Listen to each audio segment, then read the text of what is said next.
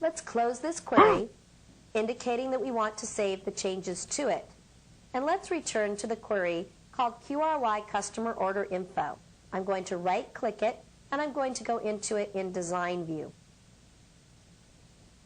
Here I am within this query. I've decided that what I want to do is apply some criteria for the country. I'm going to enter the criteria of USA for the country, and I'm going to run the query. Notice that what we get are 352 records or rows in the results set, but notice that we repeat USA over and over and over again. There's really no reason to return USA in the query result. And in fact, this would act to degrade performance significantly in a client-server environment, such as Access going against Microsoft SQL Server. You're bringing over this column unnecessarily, since you know you're asking for just the data in the USA. So what I'm going to do is return to Design View, and I'm going to uncheck the show box for country. This means that although I'm going to be using the country for criteria, I'm not going to be returning that column in the result set. If I run the query again, I end up with the same number of rows, but notice that the country field was not returned in the result set. We just have the city, order date, unit price, quantity, and extended price. Let's go ahead and return to the design of this query. Close the query.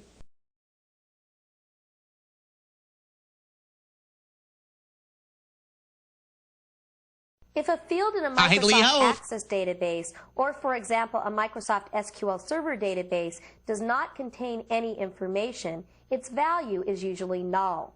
Nulls can wreak havoc in your query results if you're not aware of them. Let's take a look. I'm going to click Tables in the list of objects, and I'm going to create a new table in Design View. The first field that I'm going to create is going to be called Parts, and Parts is going to be a numeric field.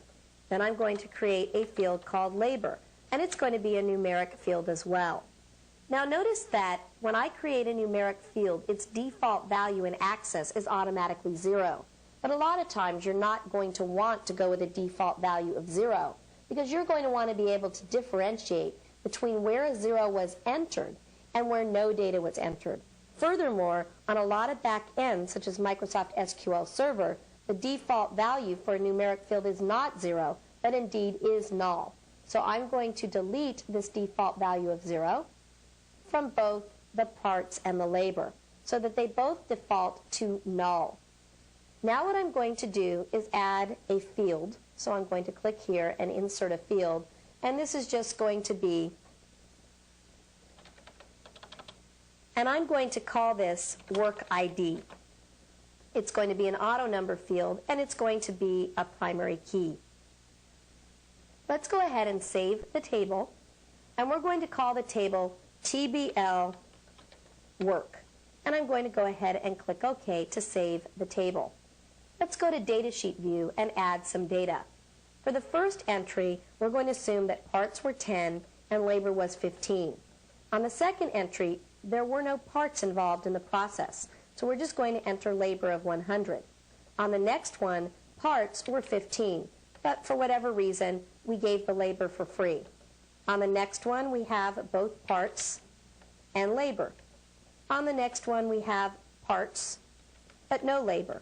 And on the last one, we have no parts, but we have labor. Now what we're going to do is build a query that adds up the parts plus the labor. So I'm going to go ahead and close the table. We've got our table called TBL Work. I'm going to select it in the list of tables, and I'm going to use the New Object drop-down to create a query. I click to create a query, and I'm going to go into that query in Design View. I want to take the parts and the labor, and then I want to have a column called Total, which is going to take the parts plus the labor. Let's go ahead and run the query and see what we get.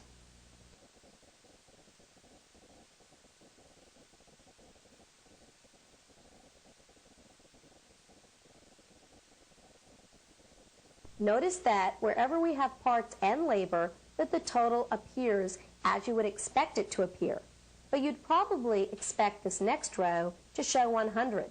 this row to show 15, and this row to show 10, and this row to show 25. And instead you can see that the result is actually null. This can be particularly insidious if you base another query on this query, not realizing that you have what's called a propagation of nulls. So let's see how we can handle the problem. If I return to the design of the query, I need to modify this expression. I'm going to use Shift F2 to zoom so we can take a better look. What I'm going to use is a VBA function called NZ. NZ stands for null to 0. We're going to use the NZ function on parts, and we're going to add to it the result of the NZ function applied to labor. The way the NZ function works is that if parts is not null, then we're just going to get the parts value. But if parts is null, that null will be turned into a 0. The zeros don't cause us any problems. It's the nulls that cause us the problems, because a null plus any value is going to be a null. I'm going to go ahead and run this and see that we get a different result. 25, 100 as you would expect, 15, 18, 10 as you would expect, and 25. So you can see that by using the NZ function, we were able to handle the issue with nulls in our query results.